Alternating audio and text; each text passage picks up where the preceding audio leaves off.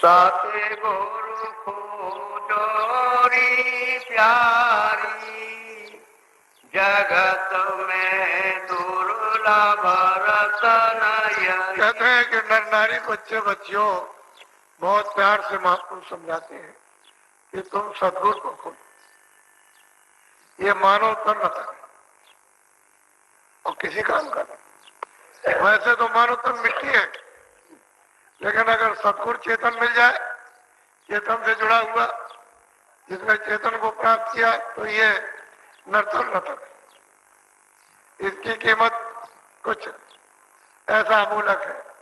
तो कहते हैं कि भाई तुम मतलब है सदगुरु की खोज, और क्या करो, कहते हैं उससे प्रेम करो, तो तुम्हारा ये शरीर रतन अमूलक, और अभी कोड़ियों के बदले में भी इसकी कुछ कीमत नहीं है। तुमको 500 रुपए में खरीद ले, 5000 खरीद ले, 200 रुपए में खरीद ले, तुम अपने आप को बिकने को तैयार, कोड़ियों के बदले में भी नहीं, और फिर आप किसी में भी नहीं खरीदे जा सकते। कहते हैं ऐसा नर्तन, कहते हैं कि तुम सदगुरु खोजो, ये दुर्लभ मानो सब, ये रतन है, इसको बेकार आप मत जाने दो, इसी में बैठ के प्रभु मिलता है, और वही सर्व संपत्ति है, वही सर्वधन है, सर्व सुख है, वही सर्व भंडार है, वही ज्ञान का है, उसी से छुटकारा होगा। नहीं तो ऐसे जन्मते और मरते न मालूम कितने अनगिनत जो बीत गए, अभी तक तो छुटकारा हुआ नहीं।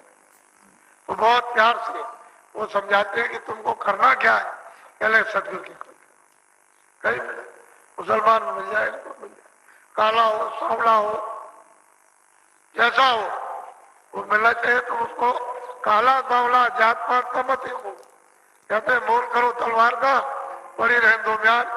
अरे म्यान का क्या करते हो, तलवार का मोल, ज्ञान का मोल करो। अरे खोल का क्या करते हो, जो काला है सांवला है गोरा है, ये सफेद है, ये ऐसा है वैसा है, कोई गेरू है, कोई लाल है, कोई पीला है, कोई सफेद है, कुछ नहीं। उस ज्ञान का मोल करो।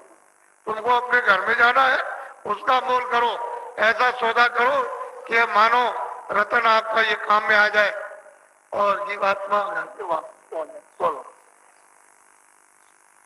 जिन पर मेरे दया सते गुरु की, उनको दरस दई। कहते हैं जिन पर सदगुरु की दया भैर दया दृष्टि है, उनको तो दर्शन मिलेगा ही, मिलता है, मिलेगा।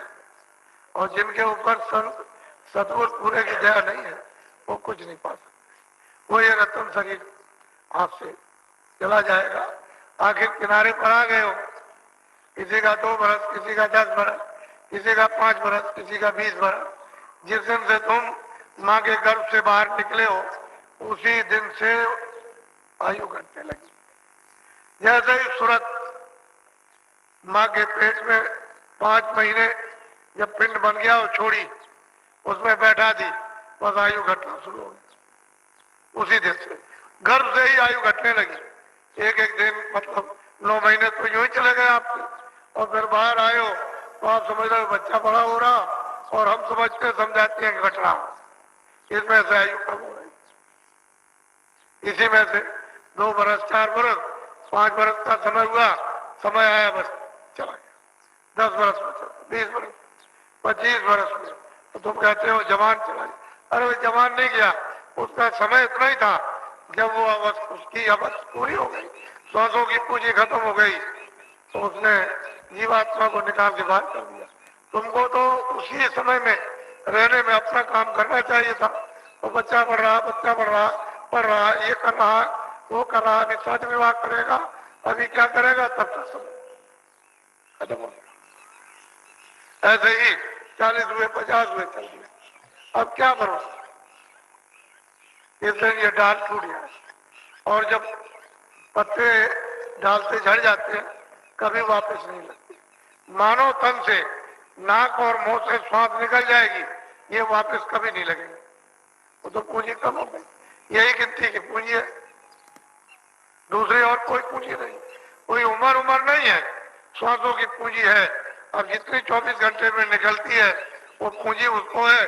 अब 10 बरस लगे, 20 बरस जल्दी जल्दी निकाल दो तो 2 बरस कम हो जाए। पूंजी को संभाल करके रखो तो पूरे समय तक जाओगे आप। तो पूंजी मिलती है श्वास, ये जो निकलती है हवा अंदर और बाहर, अंदर और बाहर, ये आपको पूंजी मिली हुई है। पूंजी खत्म होते ही ये चाम चमड़ा आई, बस इसमें से सूरत रह ही नहीं सकती है, क्योंकि पूंजी तो खत्म हो गई, क्षणों में सर से सिमट जाएगी, उसके रहने का कोई स्थान ही नहीं। उसी पूंजी का तार लगा हुआ है उस शब्द का, उस नाम का, और वो मतलब है गोपनीय है, और फौरन खींच लेगा, अलग कर देगा आप रहेगा। लड़का मर गया, पति मर गई, पत्नी मर गई, रिश्तेदार चला गया, क्या है, क्या हो गया, आप चलाते रहो। ऐसा रहता अमूलक मनुष्य शरीर।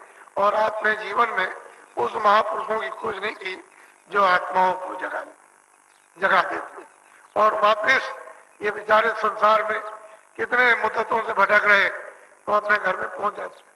वो कोई ऐसा देश है, वो तो ऐसे सूरज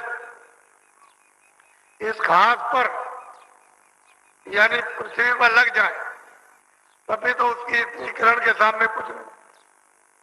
ऐसा तुम्हारा निर्मल प्रकाशमान स्वच्छ आनंद, और मतलब यह है कि अमृत का देश है, उसको छोड़ करके यहाँ अमृत चाहते हो कहीं मिल जाएगा, यहाँ काम। अरे भाई तुम उसको देखो, वो पतिया रट लगाता है कि मालिक हमारी प्यास नहीं जाती है, स्वाद की बूंद गिरा, तो रट लगाते लगाते लगाते लगाते मालिक उसके पेड़ को देखकर एक उसमें स्वाद की बूंद गिरा देता। तुम देखते हो हिरन जब उसके सामने बाजा बजाओ तो इतना मस्त हो जाएगा कि वो कुछ नहीं है, बाजा फेंक दिया, उसको बस पकड़ लिया, काट दिया।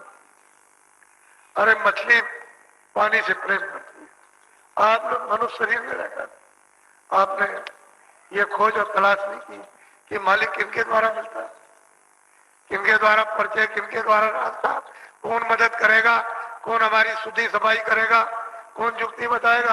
अभी तक आपने किताबों को नहीं सोचा और ना उनको कुछ ढूंढा, तो आपके किताब पढ़ने का फायदा क्या हुआ?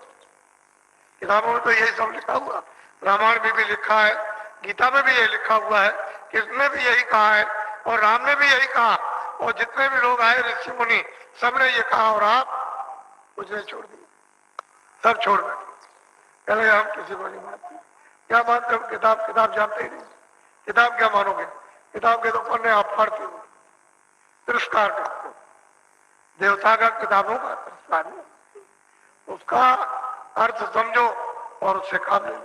और महापुरुषों के पास जिन्होंने देखा उनके पास जाओगे तभी आप उनको समझ सकते। बोलो।